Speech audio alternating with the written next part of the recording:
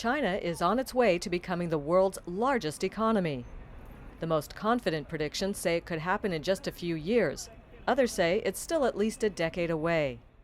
Professor Xiang Bing, the founder of China's Cheung Graduate School of Business, says China is ready to take the lead in the global economy. I think we're ready for anything. We experienced the communism, socialism, we call it market economy, essentially it's capitalism, So that diversity of experience, very important for us to face the future better. Speaking at NUS Business School, Xiang said openness to foreign products and ideas is essential to China's economic progress. 5,000 years of Chinese history show that China is at its best when it's at its most open, and China today is more open than many economies around the world. You go to Walmart, you go to Carrefour, you see global brands in China. Carrefour, Walmart, 7% of China's retail market. You see global brands. You go to Japanese supermarket, you see few, if any, foreign brands.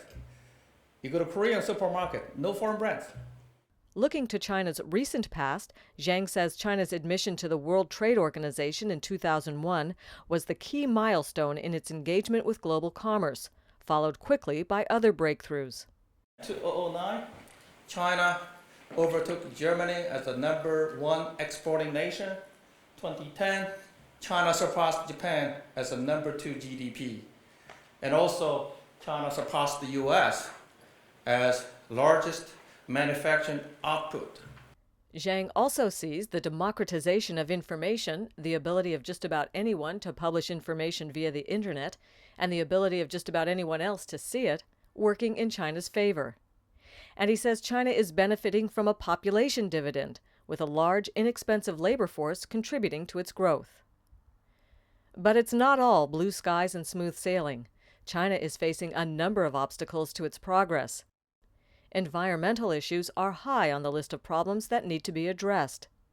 Xiang concedes China has not been a good steward of its environment, but doing better means the world will pay more for its products. Our cost of made in China are underestimated because environmental cost not fully incorporated. If you travel across China, not only see the smoke, the pollution in Beijing, you see the river in China, very few of them are very clean.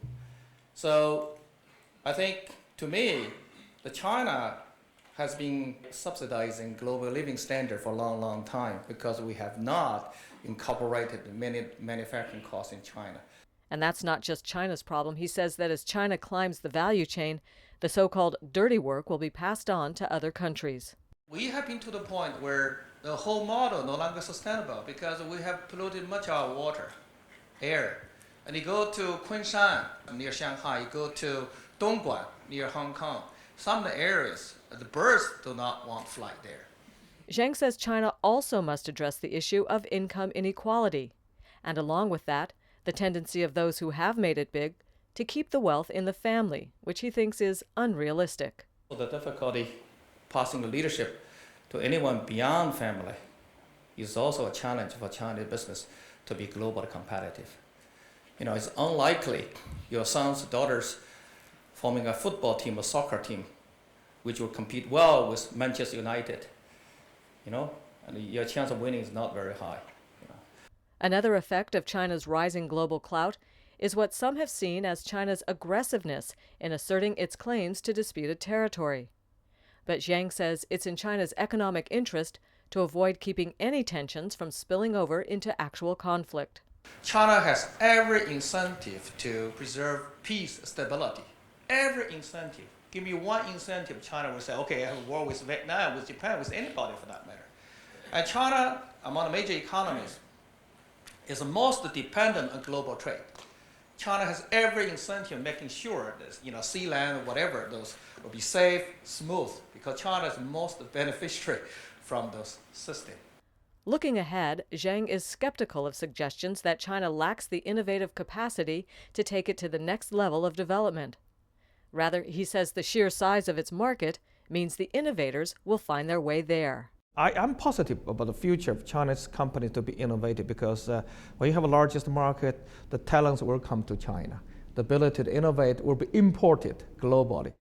In any case, he says suggestions that China is not innovative misses an important lesson from China's growth story. It's really this entrepreneurial drive of the Chinese business people that have made China's economy a success so far.